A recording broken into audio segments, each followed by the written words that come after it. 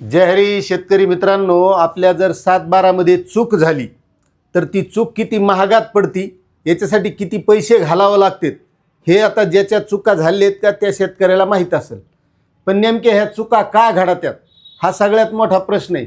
आणि ह्या चुका सुधारायच्या असतील तर आपल्याला किती पैसे घालावे लागतात, ज्या शेतकऱ्याने घातले असतील का त्याला माहीत असेल.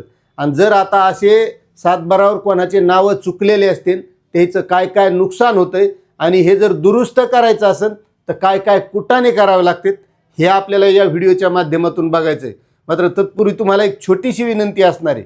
जर तुम्ही आपल्या चॅनलवर नवीन असताल तर चॅनलला सबस्क्राईब करा, व्हिडिओला लाईक करा आणि जास्तीत जास्त शेतकऱ्यांना शेअर करा. कारण असे प्रॉब्लेम लय शेतकऱ्याचे आहेत की त्याच्यामुळे त्याला एक तर PM किसानचे पैसे येत नाहीत, नमो शेतकरीचे पैसे येत नाहीत, कोणतं अनुदान याचं ते अनुदान येत नाही, त्याला कुठं फार्मर ID काढायला अडचण येते, ऑनलाईन काम करायचं काही म्हणलं की त्याला अडचण येते. पण ह्या चुका होत्यात का हे लय महत्त्वाचं आहे. त्याच्यामुळे ते समजून घ्या अगोदर. आता एक लक्षात घ्या, आपण समजा वडिलोपार्जित जमीन असेल ती पोरायच्या नावावर करायची असेल तलाठ्याकडे जातो. एखादी जमीन खरेदी केली असेल ती जर आपल्याला फेर लावायचा असेल तलाठ्याकडे जातो. आणि तलाठ्याकडे तुम्हाला माहिती आहे आता कसे पैसे लागत आहेत का नाही, नियमानं विचार केलात किती लागत आहेत आणि तलाठी किती घेते ते तुम्हीच कमेंट करून सांगा. कारण आजच्या सकाळ पेपरमध्ये जालना पाने जालना टुडे त्याच्यावर अशी सविस्तर माहिती दिली तलाठी कसे कसे पैसे घेतात. आणि या चुका ज्या होतात का त्याचं मूळ कारण सांगतो. कारण फेरफार करण्यासाठी किंवा वडिलोपार्जित जमीन आपल्या मुलांच्या नावावर करण्यासाठी शेतकरी तलाठ्याकडे जातो.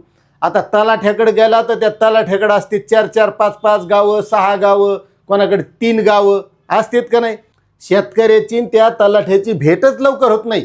त्या शेतकऱ्याला 4-4, 5-5 चक्रा वावरातले कामं सोडून, कामधंदे सोडून तिकडं बैल उपाशी, पण त्याला त्या तलाठ्याकडे भेट घ्यायला 4-4, 5-5 बाऱ्या जावं लागत आहे. आता तलाठ्याकडे हे काम घेऊन गेल्याच्या नंतर पहिली गोष्ट तलाठी भेटत नाही. प्रत्येक तलाठ्यानं त्या गावासाठी आपला एक एजंट म्हणून ठेवलेला आहे. आता एजंट म्हणजे कोण, त्या हाताखालचा माणूस, ते सगळं काम पाहतो. आता पहिली गोष्ट त्यालाच काही लिहिता वाचता येत नाही, त्याला त्याबद्दलची काही माहिती नसती.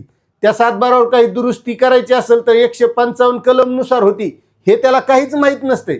त्याला फक्त साहेबानं सांगितलेलं असते तो इथं बसायचं, शेतकरी मी आले की तुला भेटते, ते काय काम असेल ते करायचं आणि ते काय घ्यायचं ते तुम्हाला माहिती आहे सगळ्याला. आता ते वास्तू कमी शिकलेला. मग आता बऱ्याच शेतकऱ्याचं नाव असते रामप्रसाद.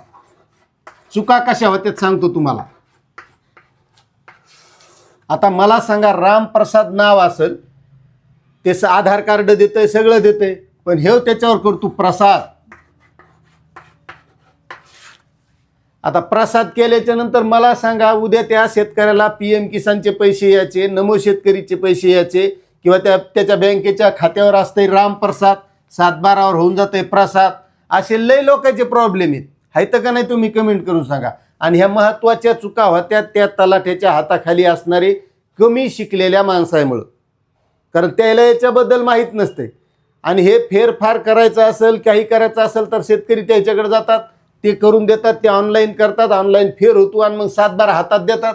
तेव्हा शेतकरी बी पाहत नाही की आपलं रामप्रसाद होतं प्रसाद झाले, एवढं शेतकरी सुद्धा लक्ष देत नाही.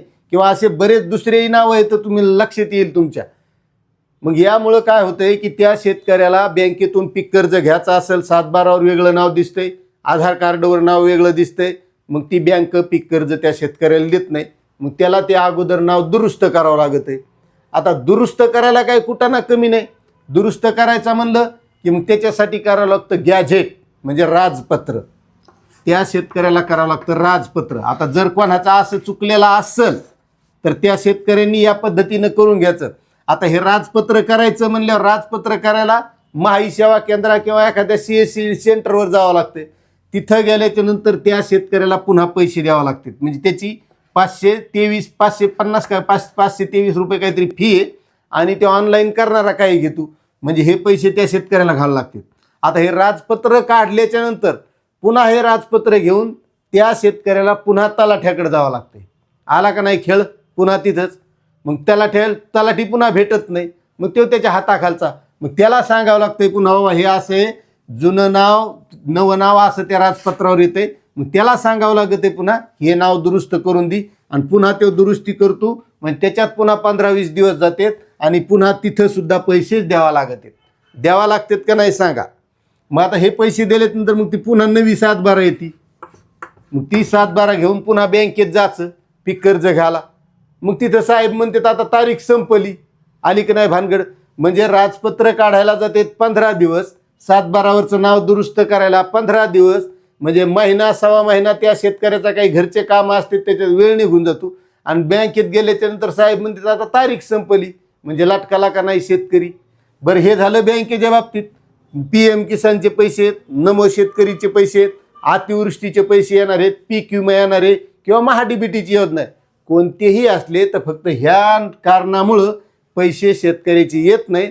आणि मग ह्या महत्त्वाच्या ज्या चुका आहेत का याच्यामुळं होत्यात की जे तलाठ्याच्या हाताखाली कमी शिकलेले माणसं आहेत, तलाठ्याकडेही 4-4, 5-5 गावं आहेत, तलाठी लवकर भेटत नाही आणि तलाठी कुठं गेला हे तेव्हा हाताखालचं सांगित नाही. त्याच्यामुळं जर कोणाचे चुकलेले असतील तर अशा पद्धतीनं राजपत्र करून आपण हे नावं दुरुस्त करून घ्यायचे. आता तुम्हाला ही माहिती कशी वाटली नक्कीच कमेंट करा आणि माहिती आवडली असल्यास चॅनलला सबस्क्राईब करा. जय जवान जय किसान.